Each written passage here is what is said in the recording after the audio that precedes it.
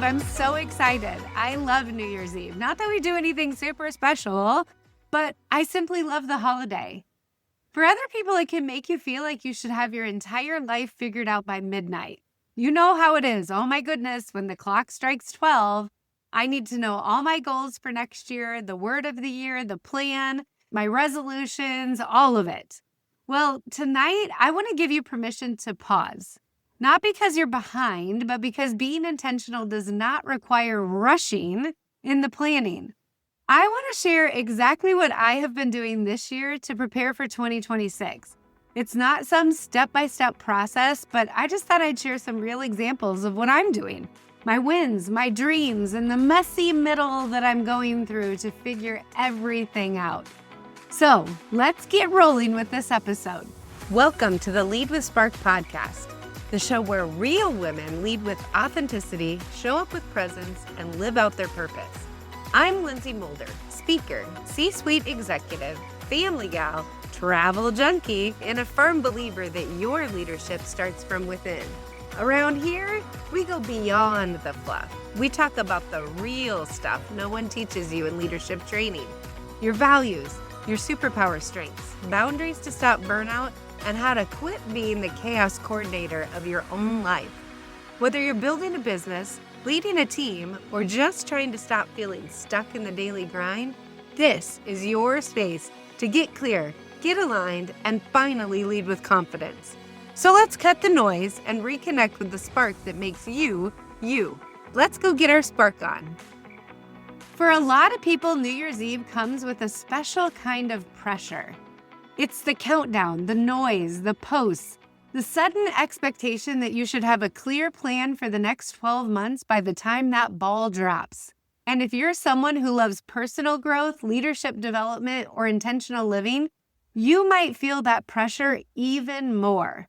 Like you should have your goals locked in, your habits mapped out, your vision board done, your word of the year researched and chosen. Tonight, I want to give you permission just to pause. Not because planning is bad. Obviously, I'm a planner. I teach all my clients to plan. Planning is really, really powerful. But rushing through that planning into the new year can turn something hopeful into something really heavy. And that is not what I want for you, not at all. This is going to be one of those episodes that feels like we're sitting together with a warm drink. So grab your favorite beverage, whatever it is, a glass of tea, a cup of coffee, maybe it's a glass of grapes. Let's talk about what really works, not that rigid framework. No, do these 5 steps, just a real conversation. And I want to share with you my examples of what I'm doing. And I want to tell you, this has taken me like probably the last 8 weeks. I've been going through this process. It's nothing that is fast and quick. It's no single action that's going to push you into the new year and make you feel like you're prepared. I tell you that because I want you to know that this is a process. For some people, it goes really fast, and I do have years that I can do everything in a couple days. This year has not been that for me. This year, I've been thinking about it. I think that I've got my plan right, and then I'm like, oop, that's not it. I go back and I look at it, or something new happens, and I decide that I want to pivot. So I want you to know you do not have to have all of this done by midnight. This might take you until March 1st to figure out what it is. We shouldn't lock ourselves into a calendar. We should lock ourselves into our dreams and our goals and our hopes. So here's what I did this year. In about October, I started by reflecting on my wins for the year, those most memorable moments from last year, both the big things and the small things. And I want you to hear this clearly. Reflection does not require a perfect year. Reflection is not pretending everything was great. It's noticing what was real, what mattered, and what you want to carry forward. For me, there were moments that still make me smile because they remind me that I'm living a full life. One of our big memories that I loved was completing an escape adventure on the streets of Barcelona. We loved to do escape rooms as a family, and doing one out in the open amongst the beautiful architecture in that city was absolutely amazing. That was a huge win. It wasn't about the building. It wasn't about not being in a room. It was the streets. It was fun. It was challenging. And it reminded me how much I love adventures, puzzles, solving things in real time, and a new place where your senses are wide open. But even more, it was that I got to do it with some of my family members, and we laughed and we had a good time. We stopped at the little coffee shops and we tried the unique sandwiches from Barcelona, and then we found things that we would have never seen had we not done that adventure. It was a huge win for me. There were also wins last year that were a lot quieter. I got healthy. In the last quarter, I lost over 20 pounds, and honestly, I'm really proud of that. Not because of a number, but because it represents consistency and self-leadership. It represents choosing my energy and my health. It represents not waiting for the perfect time to start, but just getting going and pivoting one day at a time. That one extra habit. Then there were the wins in my work that still feel amazing when I say them out loud. A lot of them thanks to you, my friends. I helped 7 clients launch new businesses in 2025. Those are new businesses that are going to be hiring people, having a ripple effect in their community, impacting the family of the employees, not to mention all of their clients. I was able to watch women take an idea that they've carried for years and years and years and finally put it into the world, doing incredible things. Through Spark Life and all the women that I've met, I'm just amazed at the emails and the people that reach out saying, "Ooh, I did this. I've wanted to do it forever." There is courage in that, and there's a spark to it. Another win was coaching a client to triple her salary and go after her true spark, the thing that she's wanted to do forever, but she had limiting beliefs that were holding her back. That's the kind of win that reminds me why I do what I do. Because it's not only about money, it's about confidence. It's about belief. It's about someone deciding that they're done playing small and they're ready to do what they feel like they were put here on earth to do. Another huge win for me, I exceeded the number of stages that I hoped to be on in 2025. I had set the goal at the same time last year, thinking, "Ooh, that seems huge. That seemed like something that I can't reach."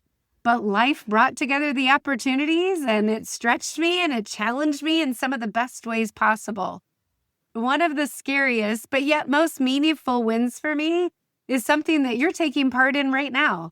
It was expanding my reach to empower 1 million people with this podcast. I never thought that I could do it. I was scared out of my wits, but yet I had a friend that held me up.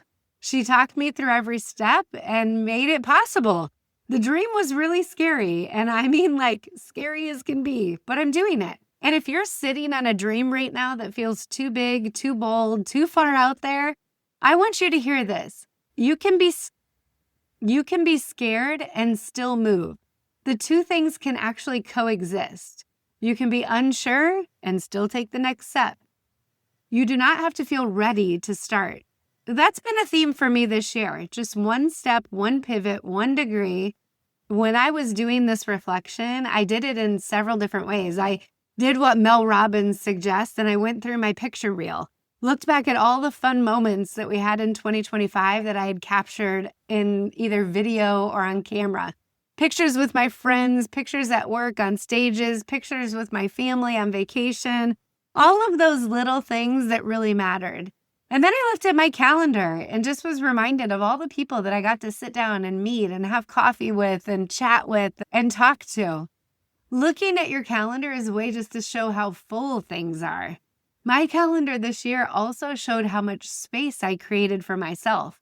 Not working 100 hours a week, but creating that time where I could actually enjoy my friends and sit down and laugh with my husband and go back to some of those date nights that we used to do years ago. A lot of fun. After I do that reflection, I moved into dreaming, and I do it on purpose. I do the dreaming immediately after reflection because I let myself dream those big dreams, the things that might not even happen. I try not to get trapped in how it's going to happen because the moment I start obsessing over the how, I shrink the dream down to what feels realistic instead of what feels possible. For me, dreaming includes everything from places to travel and things to do to how do I want to grow myself. But even more than that, I focus on who I want to be and what I want to have before I think about what I need to do. It's really important to start with those two things. Who do I want to be and what do I want to have? Because when you start with the do, that task list, that project plan, You can actually stay busy all year long and still end up feeling empty, as if you never reached the destination that you were going after. When you start with who do you want to be, the decisions get a heck of a lot cleaner. Your yeses get clearer, your nos get stronger, your energy gets protected, and your goals start matching the life that you actually want. Dreaming for me is really hard. I went to an event with Mitch Matthews called Dream, Think, Do, and we were supposed to put our dreams up on a single sheet of paper, and after you wrote all your dreams down, you put them in the categories that were on the wall. It was all anonymous, so you didn't know who put up what. It was a numbers system. And then you walked around the room and you made notes on how you could help people reach their dreams. So there was a travel section, for example, a lot of those places I had been to. So I would put things on there like, "Ooh, when you get there, do this. That's going to be so much fun." Or there were things that were connection points, like somebody might want to do a specific event. And so somebody would say, "Oh, call this person. They'll be able to help you." Or reach out to me. I've got experience here. When I did that, I sat with those sheets of paper in front of me and I could not think of one single dream to write down. I was stalled. I didn't have anything in my mind, and it's because I am a doer. I often get my doing going before I even create the whole picture of the destination. So this might be really hard for you to do as well. When I sit down and I dream, it takes me a long time to get in the groove. My brain is so full of all the daily tasks and the chaos that happens every single day. It takes me a good 30 to 40 minutes just to clear that out so that I can start to write down my dreams. And sometimes they feel a little bit silly. There are things that you're like, I really don't want to write this down. But when you're completely honest with yourself, those big dreams really start to percolate. They can move from things like, I want to visit every state in the United States in my lifetime, to, hey, I want to hit all the states and 50 countries, and I want to stand in 3 countries at one time. How can I make that happen? Or I have a friend who flies airplanes, and he said, I want to fly an airplane around one of the pyramids in Egypt. I'm not even sure that that's possible. I'm sure that they have that blocked off because they don't want airplanes above it. But that's a dream. We can put any dream down that we want to. Big, small. They could be work related. They could be fun related. They could be travel. They can be about who you are. Whatever it is, write those big dreams down. Part of the reason that I do this first is because when you get your mind in this mindset where anything is possible, by the time you get to writing down your goals, you have so many options in front of you. It's amazing. You start to manifest those things to you. And whatever manifests might not be exactly what your dream is that you wrote down, but it's going to get one step closer. All of a sudden, you're going to start to notice articles or movies where people will come about that are talking about something related to your dream. It's crazy how that focus that you start to create brings these things to light. I'm working on the 3rd step for me right now. It's something that I'm doing, and to be honest, it's frustrating me. That's my word of the year. In previous years, I have loved the practice of choosing a word. I know that it guides me throughout my year. It grounds me in what I want to do. It helps me to stay focused. It's personal to me, and it really honestly keeps me aligned. But this year, I do not have my word locked in yet, and it's making me crazy. Usually by now, I've already had it for 4 to 6 weeks. And the part of me that likes clarity and planning is completely annoyed about it. Last year in 2025, my word was empower, and it fit my soul perfectly. It fit my work, it fit my vision, it fit how I wanted to show up for women, leaders, and clients, and honestly, myself. This year, I keep wondering if it might be empower again, because there is not a new word rising to the surface, but my brain keeps trying to argue with me. Is that allowed? Can I do it 2 years in a row? Should it be different? Should it sound more fresh? And then I remind myself, it's my word. I make the rules, but I'm still not forcing it. I'm praying about it. I'm meditating on it, and I'm waiting until it feels right deep down in my soul and in my gut, because I know how much I rely on the word through the entire year. It really does help me to make decisions and drive the actions that I take. One of the things that I think is really important is I don't focus on choosing a word that I think I should choose. Not the word that sounds impressive, not the word that other people would clap and praise me for. I really want it to be the word that bubbles up, the one that's meant for me this year. And I will let you know when I have it because it's important to me and I will want to share it. But right now, I don't quite have it yet. And honestly, that right there is the entire point of this episode. Planning does not have to happen on January 1st. It doesn't have to be perfect. It doesn't have to be final. We should be planning all year long for next month, for next week, for tomorrow, for next year. The goal is to have a destination so that we can move toward it. But you still need to stay flexible and absolutely enjoy the entire journey. Sometimes the best plans evolve as you evolve.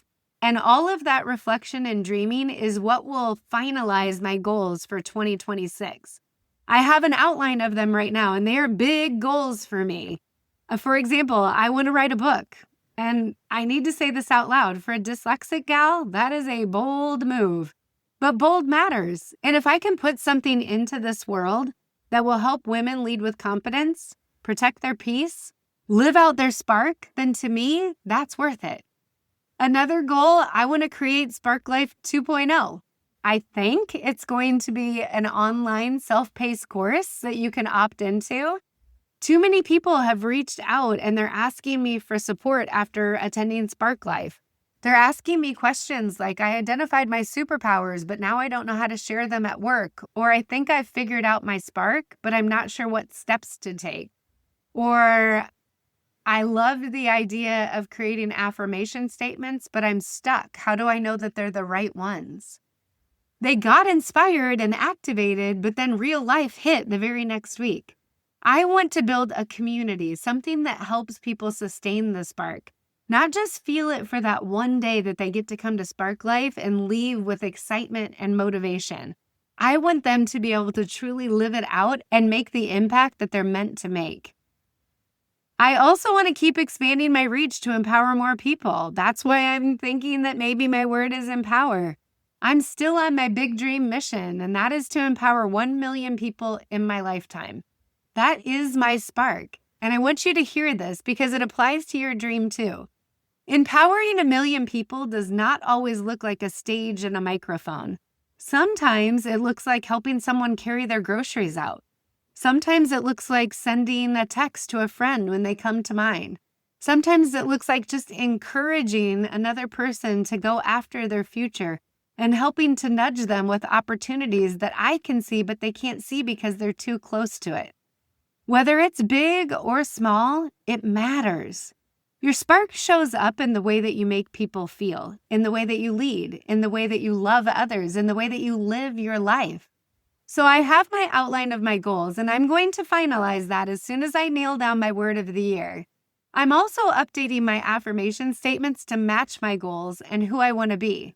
Not in a cheesy way, but in a very grounded way. Because what you repeat becomes what you believe, and what you believe becomes what you build. And yes, that's a lot. Let me say it one more time. What you repeat becomes what you believe, and what you believe becomes what you build. Here is what makes it doable. I've been working on this for the last 45 days, like I said, one tiny step at a time. I've got boards all over my office, papers shuffled everywhere, because being intentional about going into the new year is not rushing it. It's not about reinventing myself at midnight, but it is about setting direction and about taking my first steps and then the next one and then the next one. And if you want to join me in this permission to pause, here's what I would invite you to do tonight, gently, without any pressure. Notice your wins, the big and small ones. Go back through your photo reel. Go back through your calendar. Take note of all the little cards or the sticky notes that are around your desk. What are the things that were your wins? Then notice what made you feel truly alive and what you want more of in the upcoming year.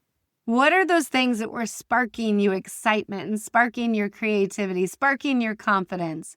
Notice who you want to be when you walk into this next chapter which is all about just the calendar changing over into the new year. And when you tell me I don't have it all figured out, I want you to know you're not behind. You are simply human.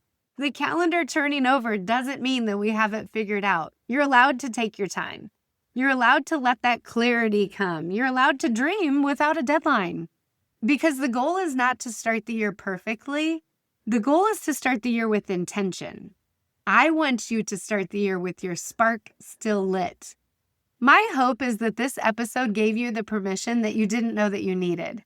And if that's true for you, could you share this with someone else who's putting way too much pressure on January 1st? And if that, I should have had it all figured out voice shows up tonight, replace it with this. You don't need to have it all planned. You just need to choose a direction. So until next time, lead with spark, live on purpose, and have fun on the way there. And hey, while you're at it, if I can help you reach one of your dreams, go ahead and stick a note in the comments or shoot me over an email. Let me know what your dream is, and I'll see if I can't help manifest it for you. Happy New Year's Eve! Well, that's it for today. Thanks for being here and for doing the work to lead yourself first. If this episode sparked something for you, take a second to subscribe, leave a review, or share it with another woman who's ready to own her leadership. And remember, the way you lead your life is the way you lead everything else. If you or your organization are looking for a speaker, an impactful workshop, or an executive coach, head over to lynseymoulder.com and let's connect. Keep showing up. Keep leading with spark. You got this. I'll see you next time.